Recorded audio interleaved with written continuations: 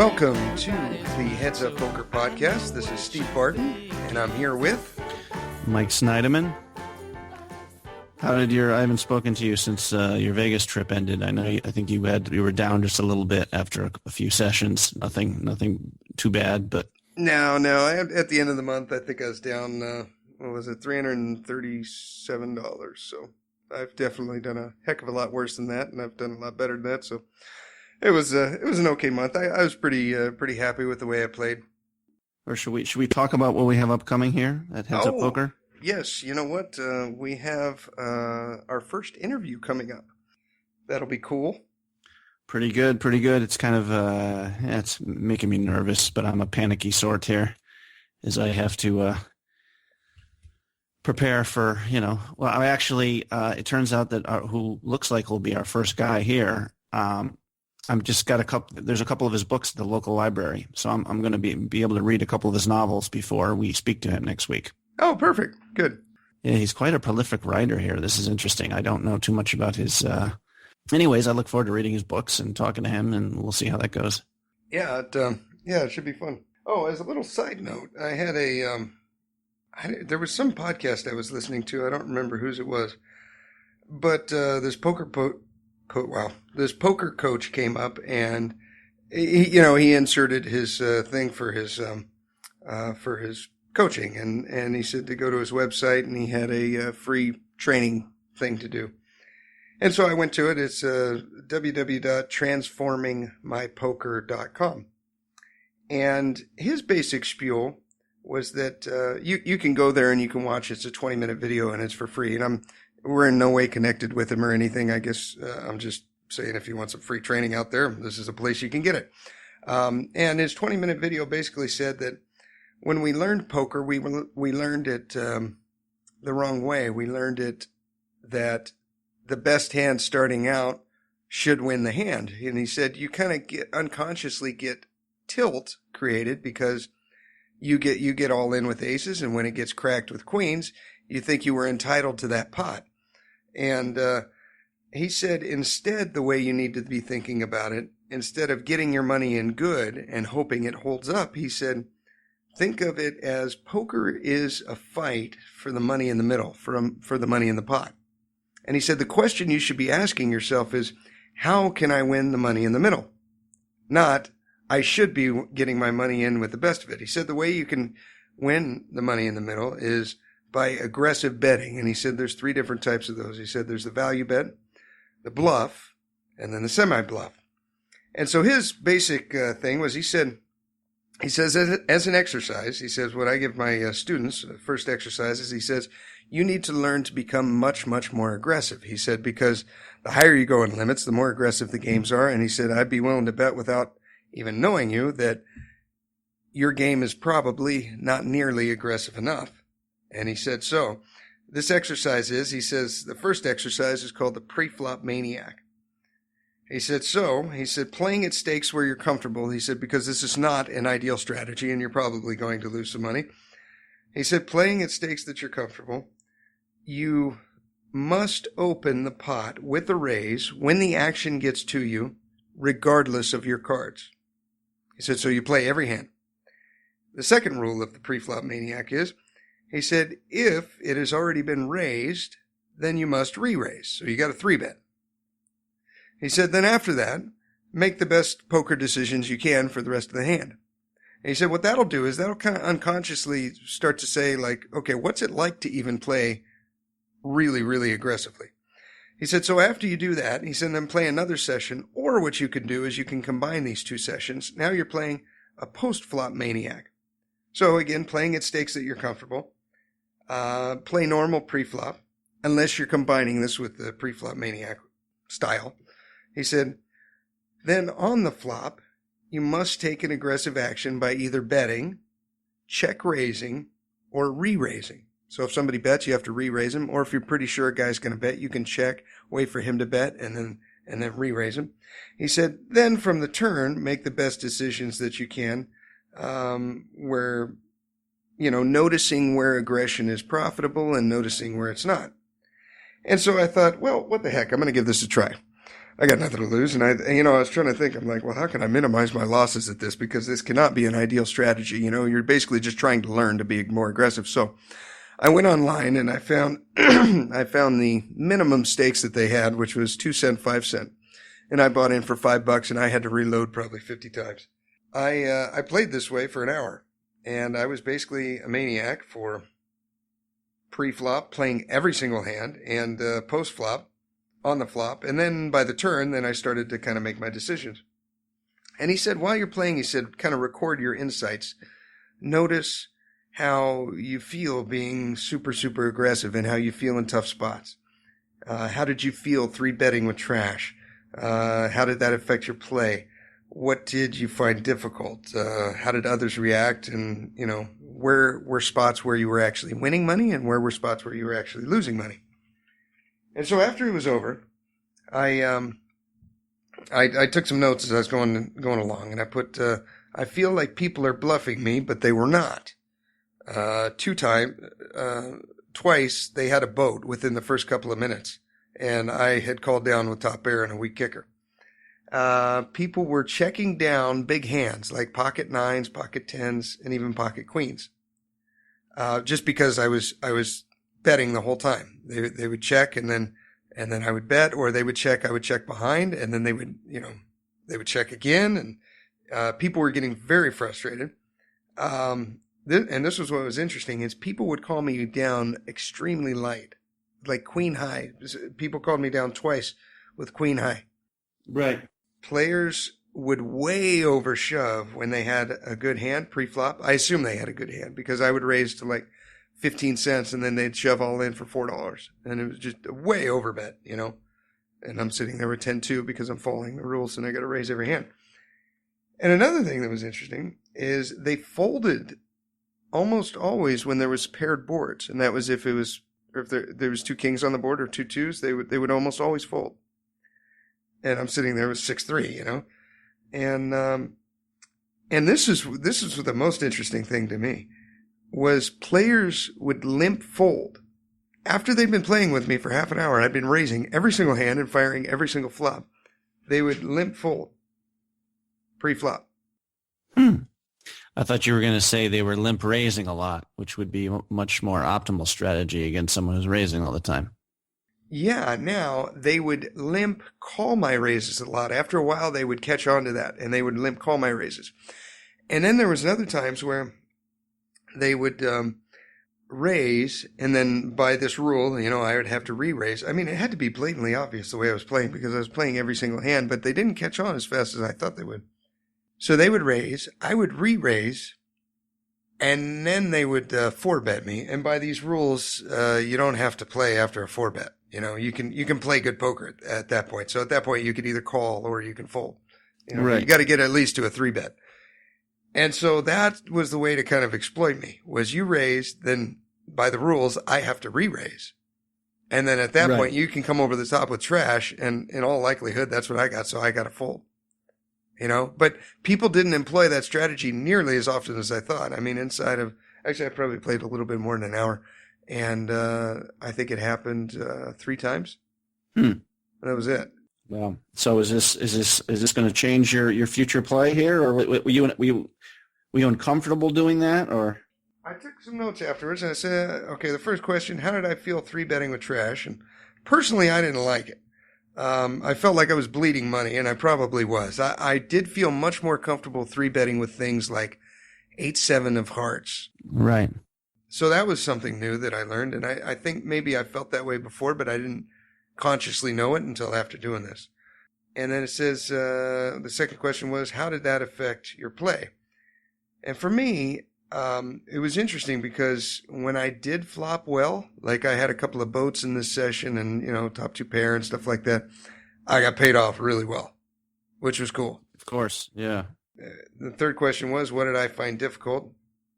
I found that my adjustments came on the turn in the river. And so I was playing a lot of those just because I think it makes sense that basically all my decisions were made for me, and up until the flop. And then after that, I had to start making my own. So, how did others react? I was surprised when they would fold on the flop a lot. I was playing such a predictable pattern. So maybe it wasn't predictable from their mind, but if you see a guy that's raising every single hand, you'd think he'd pick up on that after like a rotation or something, right? Right. And it's only six-handed. I mean, we're playing six-handed, and at least four of the guys were the same guys there every hour. A couple of guys kept coming in, a couple of seats kept coming in and out, but it was the same players. Where did I win and lose money? I think I lost money when I was 3-betting with trash.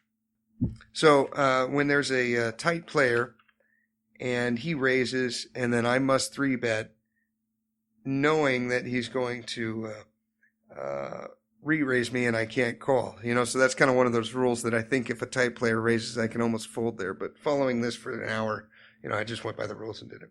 And then I said, where I win a lot on my big hands, I got paid off. So it was an interesting little experiment. And after a little over an hour, how much do you think? Well, I'll spoiler alert here. I did not come out ahead. Oh, okay. How much do you think I lost? 2 cents, 5 cents. 2 cents, 5 cents. I'm going to say you lost 30 big blinds, so you lost $1.50. I wish. Okay. No, 168 big blinds. Okay. Which comes out to a whopping $8.39. Oh, okay. Well. Yeah, so definitely not a profitable way to play, I don't think. I guess you can't really go by one session, but... Right. Well, again, yeah, I mean, nobody would really... Well, there are probably people who do play that way. I mean, I've seen the maniacs. Eventually, you're just going to run into it and pay someone off. Yeah. Yeah, like, I don't know. I mean, if you're raising every pot and then someone's... if your rule is you got to re-raise the raiser on the flop... I would think you'd want to have a few check folds in there and that sort of thing. And,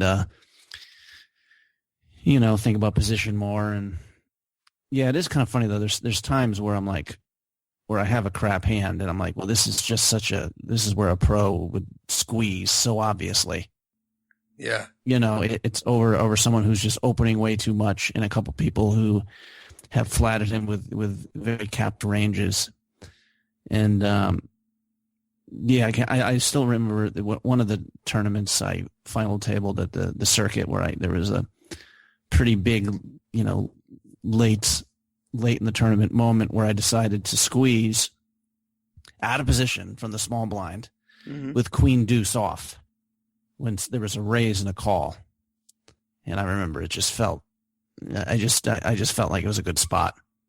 But normally it would be like queen 9 off, I'd be happy with it or whatever, king 7 suited, but it was about the crappiest hand possible. But I guess in the tournament, it was like I forget, I might have had like, say, 26, 27 big blinds where it was probably a little over a third of my stack, where in these situations, I've heard players talk is like, you want your hand to be as terrible as possible. Even if someone flats or shoves or whatever, you want your decision to be pretty simple. So in that way, it was pretty, it got through. They both folded. And the second person folded, I was amazed, showed ace king. I think I was talking about this one tournament, how some of the short stack play was pretty astoundingly bad. But yeah, it does feel weird to raise with that kind of stuff, Yeah, yeah. And yeah, I mean, that style can work. I mean, I've seen it. But like I said, I'm trying to become a better cash game player and watching the better players. And I think, if anything, the players, the most profitable ones, play a tighter range of hands than I play normally, and raise less. I mean, just the ones they're in though, they're very aggressive and they take it down certainly. But I don't think they're getting too busy with 4-bet and 6-3 and that sort of thing, Unless you got just the perfect table, which is just extremely loose passive, where they're always going to be calling you raises and then always, or more often than not, folding to C-bets or double barrels and that sort of thing. But yeah. But the first thing you said about this site, where they said, you're not trying to get that's where you're not hoping to get the best hand, is, I think that's kind of like the foundation of what should be. Anytime I'm playing and I'm like hoping for hands, I feel like I'm playing bad. Yeah. Where I'm not trying to steal pots. I'm not trying to find spots where, pots can be just taken. I mean, at some point, like I said, if you're playing against the super aggressive players, at some point it makes sense just to. I mean, you can't do it in a tournament, just sit, but I don't mind folding for 2 hours. And yeah, you know what I mean? Like it's like I'm trying to get to the point where I don't mind. I mean, I get bored and end up getting frisky and sometimes playing some pots with some crappy hands. But I got to learn to be bored. But I feel the same way. I remember a tournament that I won, where I don't believe I got a hand better than pocket nines, and I think that might have been my best hand, and it was the only one. And it's possible to ship tournaments, and it's possible to be a profitable player and win with horrendous hands. And I proved it to myself doing it, taking down an 80-man tournament with nothing. It was just picking your spots, knowing when to get it in, and just being on point. And you don't, if you're really on your game, you don't need hands to do that. Well, yeah, you had to, I'm sure, like, your 10-7 hit 2-pair a couple times and that sort of thing. You know what I mean? Like I think you do need some hands, I mean, anytime I have a big session at some point, somebody has run into their big hand has run into my big hand kind of thing. But, no, I definitely, I mean, I've said that before. I said, I like being card dead because it's, or even in tournaments, being card dead is almost better than having like these like pocket fours, ace 10 off. Like if you have total crap, it's like, okay, I'm going to 4-bet and then I'm done with the hand, or, you know what I mean? Yeah. You don't need you just have to like take some real big ballsy moves. And if they work out, they work out. If they don't, they don't. Yeah. Yeah, you're right. I did have one hand. I raised from late position and I actually doubled up. I had 10-9 and I raised from late position. I hit 2-pair on the flop and the other guy had ace 10. And he got it all in with me because the 10 was 10-9, like 3 or something. And, he bet out, I raised, and then he shoved, and I called. And, of course, my hand held up, and I doubled up, and that was one of the big ones where I got in. But no, you definitely can chip up if it's against weaker players for sure. Yeah, and but even if your bluffs are working, that's kind of like that's a sign of good variance too. Yeah, if, every time you're 3-betting light, people are folding. You're on the right side of variance in terms of the table you have or the cards they're getting, and so it's similar to just getting aces a few times. If you defend your blinds 4 times and check raise 4 times in a row and get it each time, that's extremely lucky. That shouldn't be happening. You know what I mean? But But it's great that you're trying new stuff. I mean, it's funny because I never even heard of this coaching site or whatever, but I've often thought to myself that's something I should try to do. Like I said, I'm trying to just I'm making adjustments right now. I'm just like I said, I'm just bluffing less and just trying to play hands for value more, or just bluff in the more obvious spot against in position against weaker players. Yeah. But I don't know. Do you want to talk about the one hand that you weren't sure how you played in Vegas? Was it in Vegas? Yeah. I'm playing 1-3 at the Binions, the horseshoe, and the table's basically a lot of older players. I'm definitely the youngest one there. The next youngest is probably 45, and then after that, I would say everyone's in their 60s. So it's a retired table, sports bettors, like that. Okay. Middle position limps for $3. Late position to my right limps for $3, and then I button folds, and then I've got 2 red aces in the small blind.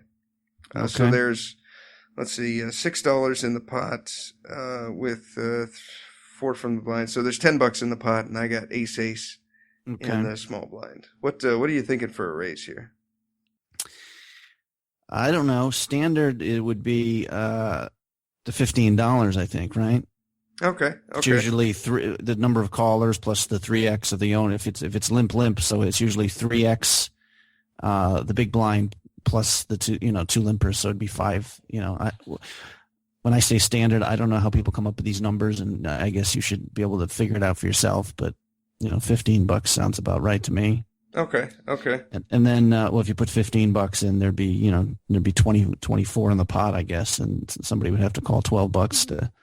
So that's the whole 2-to-1 thing, I guess. If you're, you never want to give him better price than 2-to-1, but I mean, like.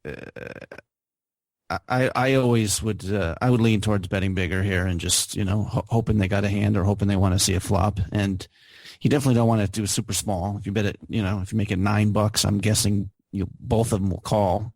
Yeah. How deep are you? What's your stack? I got 300. The guy to my right has about 5, and the lady, let's see, the one in middle position, she's got like 200, 196. I end up making it 12. Okay. My concern was I wanted action. Anytime it had been raised, most people were folding, and I got aces, and I was afraid they're going to fold. So I made it 12. Fair enough. And anyways, middle position calls. She kind of takes a second, looks back at her hand, and then tosses in another $9, and then late position quickly calls. So we got $39 in the pot. We go to the flop, and the flop is the King of Hearts, 10 of Diamonds, 5 of Clubs. So King, 10, 5, rainbow. Okay. There's 39 in the pot, and it's on me. What are you thinking of betting here? Like what? Yeah, probably just a little over $22. That's exactly what I bet. Was it really? Yeah. I bet great minds think alike. I bet $22. I was thinking just a little over half pot is probably, I want action, I figured that was probably good. So I fire out 22. The lady, she calls pretty quickly. And then late position folds. So now we have $83 in the pot. Okay. We go to the turn, and the turn is the Queen of Clubs. So we have King of Hearts, 10 of Diamonds, 5 of Clubs, Queen of Clubs.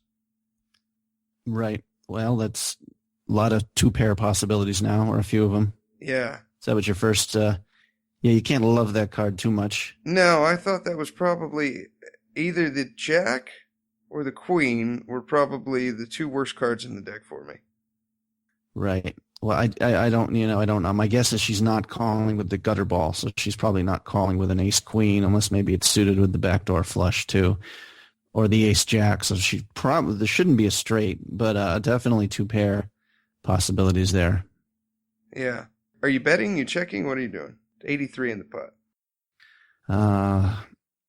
I mean, I might go into check call mode for one street if she checks behind, then bet the river depending on what it is. I mean, the question is, if you bet and she shoves, are you calling? Yeah. I mean, the other pot. I mean, if she has King Jack, she's going to like the Queen because now she has a straight draw. Though you still have 75% equity with one card to go or something.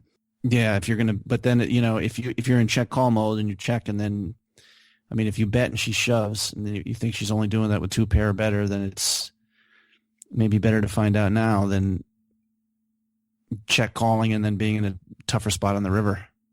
Yeah. Especially if the river bricks off. But I mean, you got your aces. You were looking to,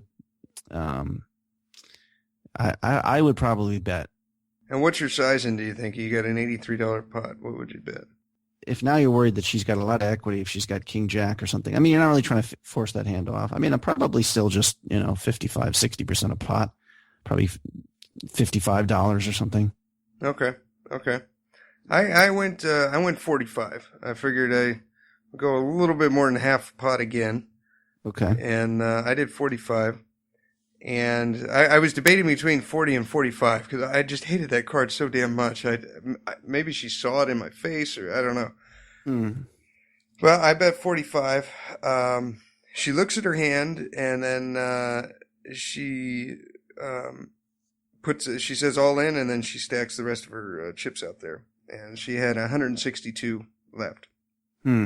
So she shoves all in for 162. She's a lady, probably about 60 years old. She was talking about how, which surprised me, she was talking about there was a college football game on, and she was talking about how she bet on this game. And I don't meet too many ladies that are in their 60s and they bet on football, especially college. But yeah, that's interesting. Yeah, she did. And yeah, and now it's on me. She's talking with other people at the table. She seemed very comfortable. Seemed totally in her realm. And it's 117 for me to call a pot of 290. 290, yeah. Yeah. Jeez. Which does not help because I'm getting fantastic odds. But I mean, if I'm bad here, I'm drawing very, very slim.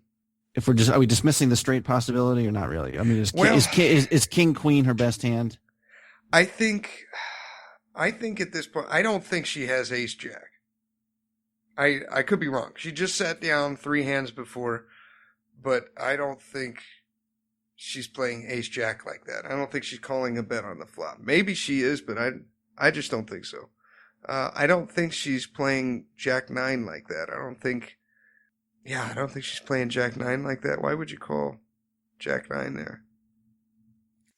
No, I wouldn't think so. I mean, maybe Queen Jack. Would you do that with Queen Jack? I mean, yeah, that's a possibility. Or King Jack, maybe. For sure. How long have you been playing with her? Like 3 hands. She just sat down. Oh, she just sat down. Well, I know what I'm doing. I'm like not folding here, probably at this price, although I'd probably be wrong. I mean, there's times when, like we've discussed many times, I'm like a calling station. I don't know. Like I would put the very best hand she has. I would take the set out of queens. I would think she'd re-raise pre-flop, and maybe she just wanted to see the flop. And now it's possible she turned to set, but I'm going to put her on, King 10 or Queen 10. Yeah. Okay. In which case, worst case scenario, if King Queen is the best hand she has, then if it's King Queen 10-5, then for the river, the Jack gives you the straight, the 10 and the 5 give you a better 2 pair, and the ace obviously gives you trips. Maybe leaning towards, especially if you haven't seen her play, leaning towards a fold. I mean, as soon as you said Queen, I'm like, oh, she probably hit 2 pair. Yeah. Yeah, that was the first thing out of your mouth. That's like my first instinct. Queen Jack. I mean, you never know what people's financial so-and-so is, you know what I mean? This is, or what their view towards the game is. If she's, if she plays like poker, like some people play roulette, then yeah, I don't know. So what ended up happening here? Well, I took my time, I tried to get any information I could. I always take my time on these decisions, and it just felt to me like she had it. It felt like she was not afraid. She was talking with other people at the table, watching the football game. Like it looked to me like she could care less whether I called or not. And so I eventually tossed my hand in, and the guy to my right, he was like, folded a big hand there, huh? And then I was like, yeah. He's like, he's king. I'm like, nah, better than that. He's like, I think that was a good fold. He's like, I put her on a set of 5s. And I'm like, a set of 5s would make sense, I guess. Limps in middle position, then looks at her cards, thinks about it, and then calls a raise, and then calls the bet on the flop. Then shoves the turn when it starts to get scary. Yeah, the more I think about it, I think maybe that's even an easy fold. I mean, the one she's probably not calling too many crappy kings in her range. Like king, she could have ace king or king jack. I mean, you hate to fold to those 2 hands. Yeah, but she shouldn't have like king 9 or anything. Yeah. And if she had king jack and she just flatted the flop, you'd think there'd be. I mean, now she does have an open ender, so sure, she definitely likes her hand more.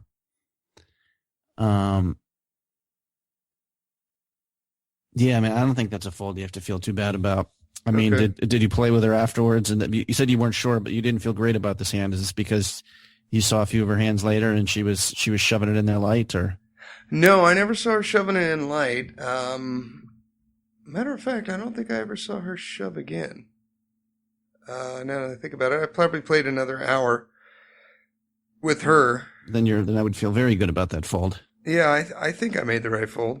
I don't know. This hand's just bugging me. I don't know if it's because I had aces and I dropped them, or if it was the price that I was getting. I mean, I was getting not quite 3-1, but close. And I don't know. Something about this hand just bugged me. And let's see, 290 divided by 117. 2.5 to 1. Yeah. I mean, if you call 3 times and only write once, you're making a tidy little profit there of whatever that is, $56. Yeah. Yeah, I don't know, man. Your instincts are usually pretty good with these things, though. I guess that's your first read was she had it. That would be my default here, I guess. Yeah, my first read was she had it. I mean, yeah. How long did you say she waited before? Did you feel like there was a whiff of theatricality before she went all in? Like, oh, what should I do? Da da da. Not really. She looked at her hand and then she set all in, and then with one hand put one stack out, with the other put the other stack out, and then threw the chip in the middle that was covering her cards. Right. Like I said, I still think if she had like a set of 5s, this is the sort of player who would have trouble just flatting the flop. Would be very, very likely to raise, but I could be wrong there. So, but 2 pair, you're still in pretty bad shape, obviously. Yeah. I don't know. We'll never know. We'll never know. Alas, yeah, I don't know. I think I had aces, was 0 for 3 with aces the other night. Man, it's just, aces you just don't want to let go of. Yeah. I don't know. I have a hand I could discuss, which is almost similar to your hand. And this was unfortunately, I had 3 or 4 straight winning sessions to kind of turn things around for me a little bit. Mm-hmm. And then I was playing 5-5 this night. And, I had it up to about 3,500 or so. So I was up like 2K. But then they're like a 5-10 game start. The 5-5 game got really, really slow, where there was like a bunch of people with like $200 and $300 who just sitting there playing no hands. And, I did my thing again where I left a table where I should have been not moving a table to a higher limits. I should have been packing up my chips and going home with a nice profit. But I went over to this table and I lost a few hands early. So my stack was from 3,500, whenever I think, or something like that when I sat down. I guess it would have been 3,000 is the max buy in there, so it would have been 3,000. Okay. But anyways, real good pros playing this game. There's a couple bad players there, which I guess was I could rationalize going over there. There's this one guy that everybody wants to play with all the time, and he's just just a rich dude who loves to see flops and loves to play and loses money and just smiles and leaves and says, "I'll see you in a month," kind of thing, Yeah. So yeah, he's pleasurable on 2 levels. He's bad and gives lots of money, and he's a nice guy. But so that was my rationale for going over there, I guess. The guy who the gambling, I don't like calling people fish or whales or any of that stuff, but the guy that everybody wants to play with lots of money opens under the gun, limps. Oh, limps under the gun, okay. And I am 2 to his left, and I have pocket 6s. Okay, so you're in middle position or what? I'm UTG plus 2. This guy, okay. The other player was UTG. Okay. And what are your thoughts about raising or just flatting? Let's see. You want to play with him? I could see either one, actually. I could see limping and just basically going for a set. And that way, if somebody raises, you can basically see a flop for $40 or $50 or whatever it's going to be. I could also see raising to try to get heads up with this guy and then have position on him. And if you're doing that, though, you're basically playing him and not your pocket 6s. You're not really set binding anymore. I don't think. I think you're just trying to get in a pot with him and play what's probably a superior hand than what he's playing. Right. So exactly. I could see myself doing either one. If I felt in the mood to play kind of cheaply and be able to get away from my hand pretty easily, then I'd limp. If I wanted to really just play heads up with this guy and hope that nobody else tries to re-steal it from me, I'd probably go for the limp a little bit. If there's more professional players in the pot, they're more likely to re-raise you to try to steal it, and they're going to have position on you. I'd probably go for the limp. Yeah, that's what I did. I just decided to call. And I think it's I come to this table a lot of times when I move up to 5-10, I'm like in a gambling mode. Okay, let's get the money back. This time was a little different where like I was ahead for the night. And I wasn't, not that I was like afraid of losing it, but I was like, okay, maybe we can just win one big, I'd run so bad lately. I'm like, let's just kind of stick around here and win one big hand. So yeah, I mean, I was very much, didn't want to raise here and then get re-raised and then have be a tough spot after the flop in position kind of thing. Yeah. So basically I'm calling, understand that there's a likelihood someone's going to re-raise but it won't be so big that I can't try to hit my set. Yeah, you're not going to get blown off your hand. So I just call. And then it folds around to the button who calls. And the small blind, who's a pro, one of the better players there, who almost exclusively plays like 10-20 or 5-10, he raises to $100. He's in the small blind? He's in the small blind. He's out of position. I don't know about range. I mean, like at the time, I'm like, oh, this is just a great squeeze spot. By the way, I started the hand with about $2,600. I think I already said that. I think this guy has probably like 4,000. He's been playing 5-10 for a little bit, and he's already chipped up. Okay. And so the under the gun guy calls quickly. You know, he's always wants to see a flop, and I think calling here is pretty standard, even though it's a hefty re-raise. Well, you got one guy behind you, but he's on the button and he just called, right? No, the button hasn't called yet. The under the gun guy called. Small blind raised. We haven't got to the button yet. Yeah, but that's what I mean. He just limped pre-flop. Oh, yeah, he just flatted. That's the small blind. That, yeah. So, pretty much I'm calling here every time. This is kind of what I expected. And this is about as pure a set mine as you can get. Because, in a multi-way pot, pocket sixes, unless I have a set. But I call. And the button calls as well. Okay. So there's $410 in the pot. The four people putting in $100 and then the $10 from the big blind. Okay. And the flop is Ace 7-6 Rainbow. Well, that's a pretty damn good flop. Yes, I'm very happy here. Already counting my winnings. No, not exactly. So the original raiser checks. Okay. And then the under the gun player checks, and then it's to me. Okay. Do you bet the flop? Yes. Yeah. I like to bet my sets, and I feel like they're very well disguised, and I want to get money in the pot when I got a good hand. And when you got the third nuts here, I want people to pay for it, Right. I feel like the small blind, he could be, maybe he's checking an ace. Maybe the button called with an ace and he'll call a bet. You don't want to give anyone with 8-9 a free draw. You don't want to give anyone with pocket tens a free card. Yeah, charge him. Yeah, I agree with you totally. And of course I checked. Okay. The funny thing is, when the small blind checked, I immediately said he's got either no aces or he has two of them.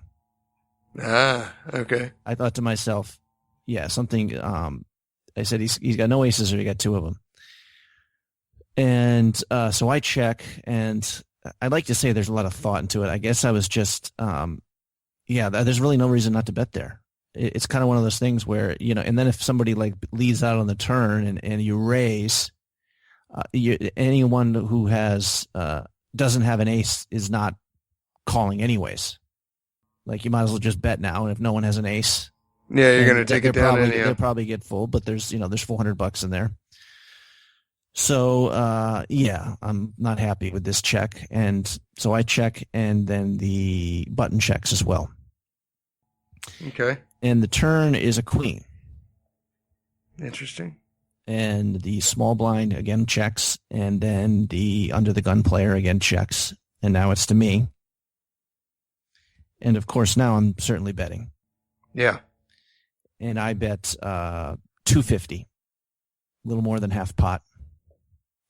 I don't know about the bet sizing. If you just sometimes if I miss like a flop bet, I'm like eager to build it. I kind of maybe bet like 350 or something. Yeah.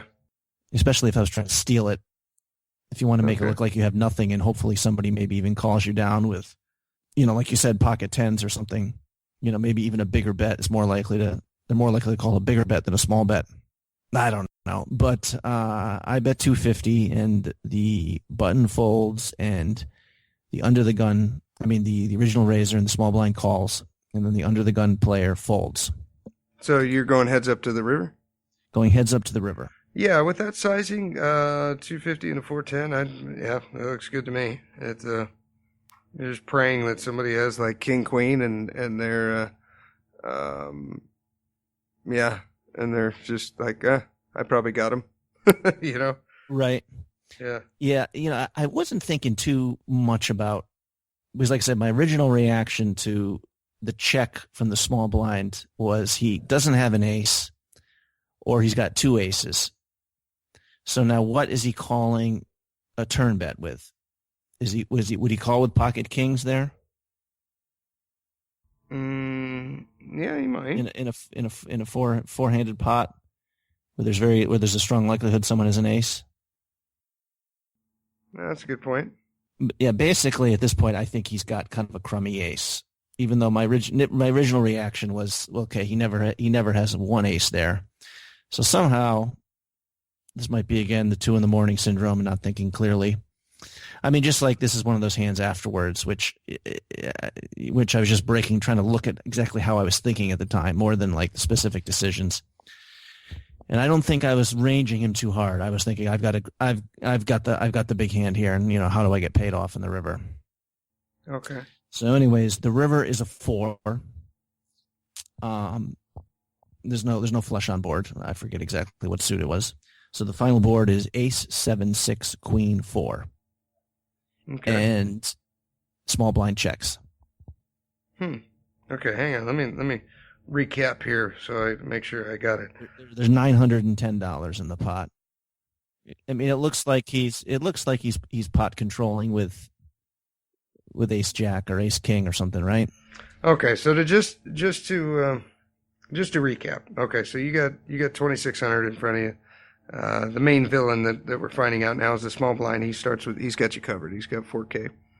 Okay, under the gun, he limps 10. You call 10. The button calls 10. Small blind, the pro makes it 100. All three of you call. Going to the flop, you got 410. The flop is ace 6 7. You flop bottom set. It's all rainbow. It checks all the way through.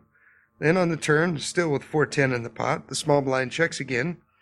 UTG checks. This time you bet. You bet 250 into a pot of 410. The button folds. The small blind calls. And now UTG folds. The pot is 910. The river, on the turn was a queen. The river is 4. So the final board is ace 6 7 queen 4 rainbow. And the small blind checks to you a third time. Yes. So at this point, you're beat by pocket aces, pocket sevens, pocket queens, and a random 5-8, which is probably extremely unlikely, or 3-5. 3-5, which is probably extremely unlikely. So if he's got anything, I would say, as far as beating you, it's probably pocket aces or pocket queens. Would he raise with sevens there in the small blind? Would he raise to 100 with all those limps? You'd think he'd just call, right? No, I think he would squeeze with sevens too. Yeah. Okay. So he could raise with sevens there. Now, as far as stuff that you beat, the way he's played this, just checking the entire way. Yeah, man, it looks like he's got a monster or he's got like a weak ace. Or maybe, I don't know, would he call the turn with a king queen? Or like queen jack? I probably not. I don't think so. He's probably folding that. Especially out of position and, having to face possibly a river bet too. Okay. Yeah, that's a good point. Yeah, I don't see how you can't value bet here, though. Yeah, that's my thought. I'm trying to decide how much can he pay me. And once again, my bet sizing is often somewhat arbitrary and capricious, but I decided 615 is the number I'm going with. Okay. Just about 2/3 pot, a little bit more. Before we go on, the thought in my head, and maybe this is the internet player in me, but I was thinking 3-3-3, and my reasoning for that was if we've kind of put him on either he's got a weak ace or he's got a monster, by betting 3-3-3, if you get raised here, you might even be able to fold it. But if he's got a weak ace, he might not pay off much more than that. That's good thinking. I wish I had you next to me. Okay. Looking at my cards and directing me there. Okay. Yeah, I mean, maybe 4-4-4. This is a stupid internet play. Okay, so 440 no, it's not. It's not stupid. I mean, I guess I played a few hands with him. I mean, I think a weak ace, if you're calling the turn, it's one of those things where he should be calling the river. It's exploitive not to, because he knows a player who's capable. If I'm going to bluff the turn, I'm going to take another shot on the river. Okay. So I agree with the first half. Like, betting smaller has the great advantage of you can get away from the re-raise a lot easier. Okay.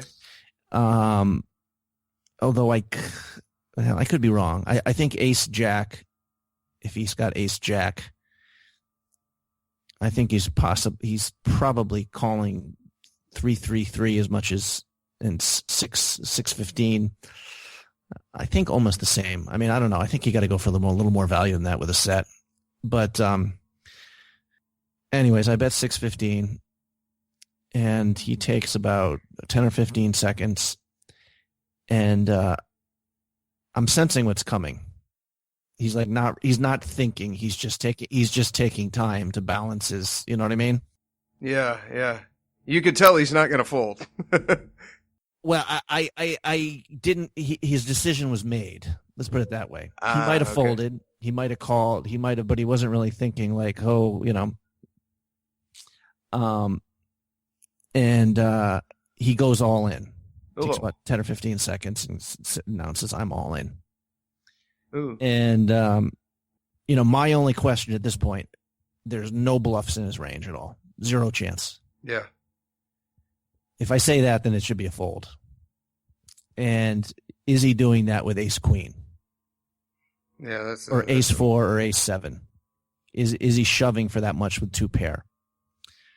So I have, just to get the math before we start ranging and discussing what you do this with, is I have $1,635 left in my stack, and the pot is $3,775, 3,000. So I'm getting better than 2-1. Okay, you got 16 what? $1,635 left in my stack. 1635, and the pot is $3,775. $3,775. Okay. So, I mean, I don't think this hand is really that complex. I think it's a fold. And again, what I hate is I just didn't take my time. Like, I liked what you said about your hands. Like, well, you're like, as usual, I took my time with it. And I stood up and I was just lamenting. I said, if I run into it again, I mean, I wasn't thinking as much as just yelling about my bad luck. And, yeah. I did think a little bit.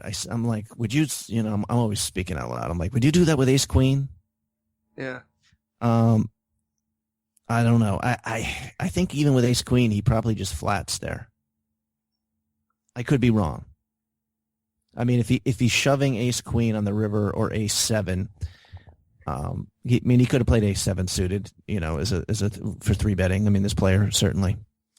I mean, I discounted if you're going to totally discount the possibility that he could be bluffing. Although this guy could afford a bluff, I guess. I mean, he's, like I said, he buys into it's kind of a small card room. You're kind of cognizant of who's got money and how much. And I mean, I know he buys into the 10-20 game for like 20K. He comes out, he goes to his locker or whatever it is in the back room and comes out with two big stacks of purple $500 chips and puts 40 of them down there. Huh? So it didn't even occur to me that he could be bluffing. So he can't have pocket fours here. So it's pretty much pocket sevens, pocket aces, pocket queens, or a two pair. Yeah. And this is if I'm going to survive in poker when I know I'm beat, I have to learn to fold. Even the way I called, this will tell you, I picked up all my white chips, the $100 chips, about 16 of them. Mm-hmm. And I'm like, oh, fuck it, or something, I forget, and just slammed them on the table and said, I call. And he just flips over pocket queens. Ooh. Yeah. So, I think this hand, the only reason it's interesting because it shows, I guess, my flawed approach to poker, which is like not trying to make the optimal decision at all times. Although, I mean, it's a tough spot. I mean, I've got a bloody set, Yeah. And, but my initial reaction is he has it, and even pausing to think for a little bit didn't make me think at all that he was bluffing. And when I put the money in, I thought I was beat too. It was a spite call. But it was kind of interesting that, the only thing that I want to say is I think if I had pocket sevens, I could justify calling because at least there's one hand that he's shoving that I'm beating. Yeah. Do you know what I mean? Yeah. Because here, if I can't even say with any certainty, confidence that he would be shoving two ace queen in there. I don't think so. I was thinking about that hand exactly, and the way you played it, it looks like you kind of have a set or something like, I don't know, maybe even ace seven. I don't know. Would you limp there and then call like ace seven suited? I don't know that you would. At least for me, I'm more likely to call with ace two, ace three, ace four, ace five than I am with ace six, ace seven, ace eight because you can make a straight. With the other ones you're right. You hit an eight and you have an eight with a great kicker, but you still have a pair of eights. Or if you hit an ace, you got a crappy kicker and. I'd rather play the wheel aces than I would those other ones. So, right. Well, no, I mean, I'm definitely capable and likely even just not to give up in a hand. So, no, I could be bluffing there on the river. Okay. But from his perspective, is he ever getting called by worse though if he shoves ace queen, if he shoves two pair? No, I don't think so. So. Yeah, so there's no point in shoving ace. So, like I said, a shove is either, totally a bluff or totally, a value with the nuts. And like I said, it didn't even occur to me for a millisecond that he was bluffing, just the way he looked and everything. And so it was bad. Like I said, I had 4 straight winning sessions. I was on a nice little streak, and then I don't even we're back to where we were before. But like I said, if I had pocket sevens, I think I have to call. Yeah. Because at least there's one hand that he's definitely shoving that I definitely beat. You know what I mean? He's not just gonna flat with a set on the river. I mean, because I could easily have ace queen there. Yeah. But I think it's a fold. I mean, it sounds getting better than 2-1 with a set.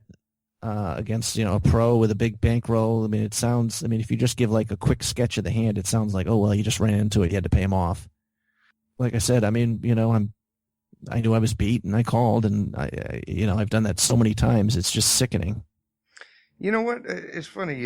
Jared Tendler was talking about that calling to prove yourself right, and calling to, to prove yourself right. Basically you're calling to see like, he's got to have me beat here, right? Bam, I call. Yep, he did. I was right. Right. And I have only very recently been able to curb that a little bit. I still do it every now and then, and I catch myself doing it, but the part that's hardest for me is you never really know. Like that aces hand that we were just talking about earlier. I think I made a good fold, but I'll never know. Right. And I think after a while you just kind of become comfortable with that. You have to. I mean, I have to get used to that feeling there, but you never really know if you're right or not, unless you're like Phil Locke and you can just get them to flip over their hand every single time. I don't know how he does that, but you never really know if you're right or not, but you just kind of get comfortable with it. Like, yeah, well, with the information I had, I believe I made the right decision, and maybe I was wrong, but I think more often than not in that situation I'm right. Right. I mean, yeah, you've said it clearly and beautifully. That's exactly like the approach that you need to have. And even if they turn over the bluff every now and then, it's like you get bluff sometimes. Yeah. And I've just got to get to the mentality that I'd much rather make a bad fold than a bad call.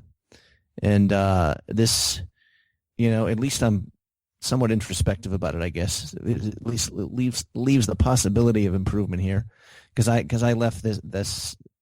I immediately got in my car and got out of there, and I was not like, God damn, how did I get unlucky set over set? I was like, I did it again.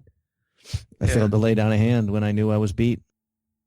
Yeah. Yeah. And now, don't get me wrong, this is a very difficult one to fold on this board, but I think Monday morning quarterback again, we're sitting here and we haven't been playing a 10-hour session or whatever you were at the end of, and Monday morning quarterback, I think we can break this down and put it. So in the heat of the moment, I'd like to think that I would have bet smaller on the river and then folded to a shove. I don't know if I really would have, but the more I think about it, the smaller bet might have made him think, if for some reason he had just a crummy ace or something like that, or if he had ace, the smaller bet would mean he would be more likely to raise two pair too. Oh, that's true. So I would have gotten more value that way, probably. I was saying, well, he'd pay off 615, but now that I think about it, with two pair, if I made like a scaredy bet, well, I guess it wouldn't be a scaredy bet, but whatever. If I bet three kind something, of a blocking bet, yeah. But it's not a blocker. If I'm in position, I could have just checked back. But oh, good point. Yeah, I like your insight about the problem started maybe with the bet size on the river, but well, and the check on the flop too. Yeah, the check on the I said, I thought there was a chance he had a set of aces there. I was like, well, you have obviously got a set of aces. What else do you check on the flop with? So yeah, I had him really range down to just one hand where the queens didn't even really actually occur to me. But yeah, it was just a really poorly played hand, and I'd like to say lesson learned, but Well, you know what? I mean, the more we go over these hands and the more we talk about them, the better we're going to get, and we're only going to get better by talking about this. We're not going to get worse. You know what I mean? Like that's impossible.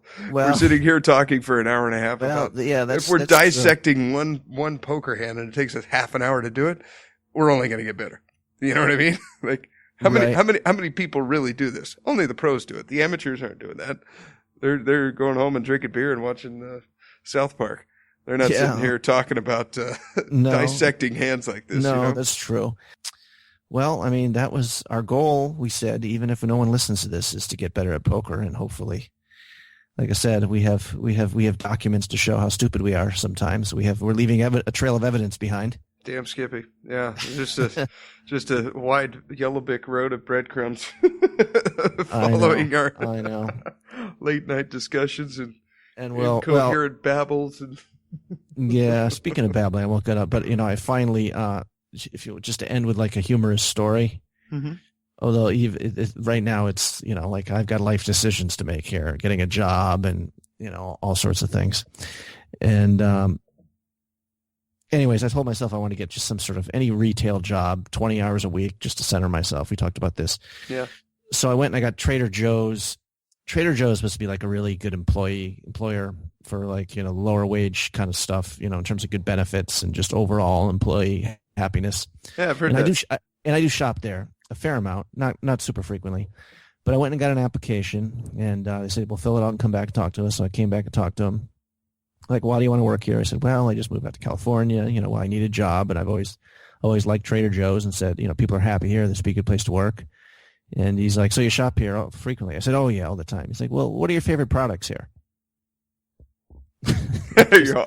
Milk?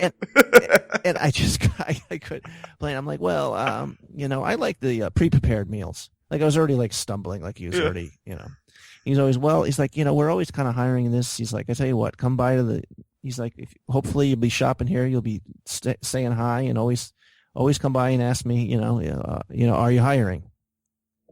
So, but already it was like a failure in my mind. And then, I don't want to get into it. Just the idea of getting a job now is terrifying. And then I decided, although used bookstores, I'm like fairly bookish and, read a novel a week or try to, whatever. Oh, wow. That's good. And, former aspiring writer now. I have not given up on that dream. Quite yet, but anyways, I love used bookstores. I could hang out in them all day long and not get bored. Just just thumbing through stuff, and I've read a book on how to open a used bookstore, and well, again, the economy of that is not really, unless you've got to have a good internet. You've got to be running a good thing through Amazon or eBay or something, because you're just not going to get enough foot traffic in these things. These it's kind of a dying entity with the Kindle and the internet. You can get books so easily. There's just less people who just browse, and people read less now. So many reasons it's a tough business. So 99% of the time you have a used bookstore, it's going to be no employees. It's going to be an owner. You know what I mean? Yeah. But I decided I'm going to take a shot. Maybe there's a used. So I went to a couple of used bookstores, and the first one is like, "Oh, you're hiring?" He's like, "Oh, not really. What if you worked in a bookstore before?" I'm like, "No, but I love to read." He's like, "Well, there's never any time to read while you're working here." Wrong job for that, huh? This guy had soul read me. Like, I wanted a minimum wage job where I got to sit and read all day. Yeah, like, exactly. You said you want to get paid to sleep. Like, I would love a job where I could actually read.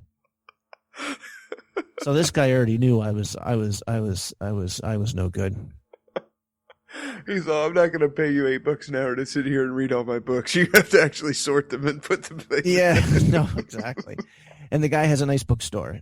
This is right in Carlsbad, and immaculate shelves and all that stuff. But I'm like, well, I'm like, okay, the next one, I'm not going to say that I like books. I'm going to say I like book people. Okay. Talking about books and stuff. So yeah. Went today to one in Encinitas, adjacent town. And right again, I already know like the lady who's there is the owner, and she's not hiring. But I'm like, I'm not quite ready to go to Tommy Hilfiger and Wendy's or whatever. So this would be like I'm like, you hiring now? No, I just can't afford to hire anyone. She's like, I'm like, oh, okay. Let's talking. I'm like, I've always wanted to work in a bookstore. I just like making a face where I always want to work in a bookstore because I like talking with people about books. And she's just nodding her head. She's like, this is a tough business, which is, shit. I think she's going to be out in the street pushing a shopping cart soon, just with like a couple Anne Rice novels she's using tied to her feet. She's using as shoes or something. Oh shit. So it hasn't been the most diligent job search, but at least I'm sort of out there. Well, good and for you. Well, what is it if you had to take a job? Do you even want a job, or are you just doing it for like your maybe that's the problem right there, is that you don't want one. Oh, I'm pretty hopeless right now. No. You can do it. You can do it. It's heads up poker because we're keeping our heads up because we're optimists. Yes. We believe in personal growth. Yes. I don't know, Steve. Great fun talking to you as always. You too, man. I always enjoy our sessions. Okay, and people, we're now up on Twitter, by the way. Heads Up Poker. Oh, that's right. Yeah, we got we're up on Twitter. And I'm trying to drag you into the 21st century. You don't actually have a Twitter account yet, do you? You know what? I think I signed up for one when I was out at the WSOP because all the TPE guys were, and I can't remember the password or even what the heck my name is on it. So, well, yeah, anyways, you got to get up there. We're on Twitter now. Okay. Find us on Twitter. You can subscribe versus iTunes on iTunes, and of course, we still have the Heads Up Poker blog as well. Oh, and we're also on Facebook now. I did start up a Facebook page. So we're on Heads Up Poker Podcast on Facebook. So if you type that in, you'll find us. And yeah, like and review. Give us a 5-star rating, please, for a 5-star podcast. Would be nice. Would be nice. We will be talking to you, to each other, and to you soon.